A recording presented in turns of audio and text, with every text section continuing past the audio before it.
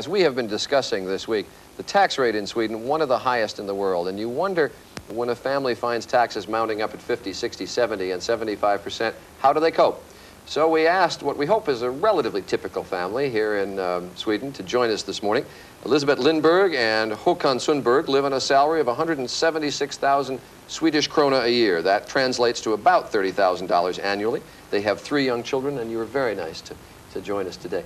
But the specifics of family finances fascinate me since I got here, because as the gentleman from the Parliament said in our last hour, it's very quick that you can get to a tax of 75% in this country, not to mention the incredible size sales tax.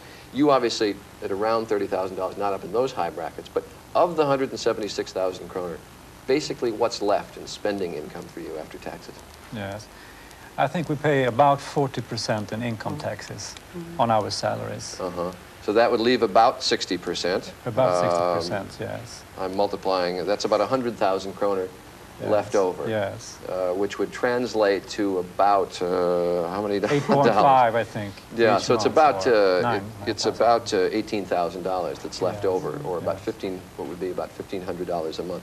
How about an apartment? How big an apartment? Well, we live in a fairly small apartment.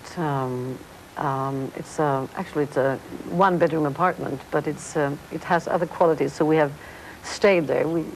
The children think we should move now to a bigger one, but that is sort of a choice we've made. We live in a smaller and cheaper apartment, which has reduced that part of the expenses. Automobile? We don't have a car of our own, but we borrow it from time to time. A car. So it lets you get out. Can you do much traveling on that? Is that how it's like? No, we try to concentrate, I think, on other qualities. You know, we can't afford to go abroad the way we should want to, but we try to concentrate on the kids, you know. And, we like for traveling. We started a family late in life, so we had done a lot of traveling. And like a lot of Swedish families, we go out. We have relatives in the country where we spent most of the summer. And, restaurants? No, we don't go much to restaurants. it occurs. Sure.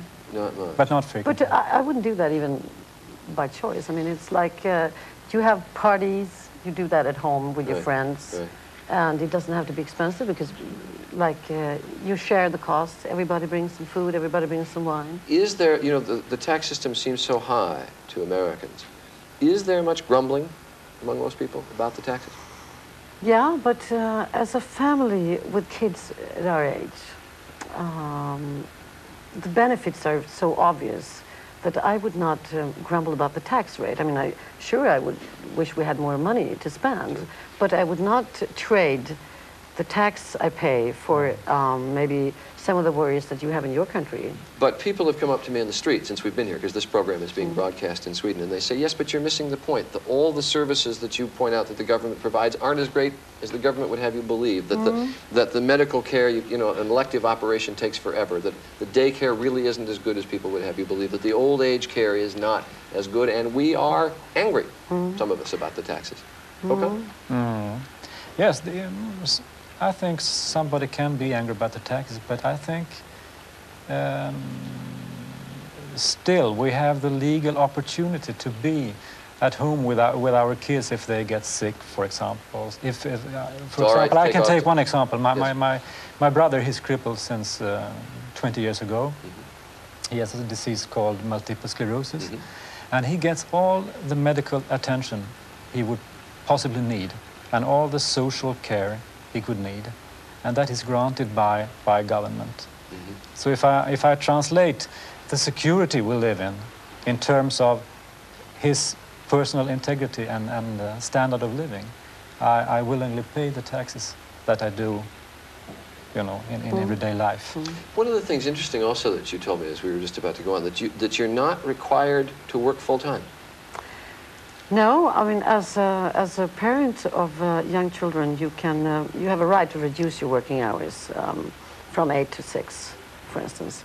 We have never worked full-time since our first child was born, and he's 8 now. We have 3.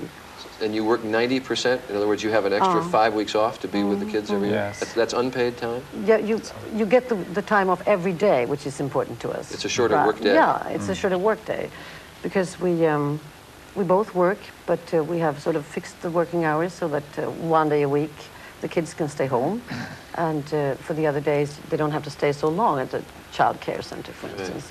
It's very interesting because it seems so strange, I guess, to most Americans, the way the system is constructed. Håkan, Elisabet, thank you both very much for being with us. Nice to have you here this morning.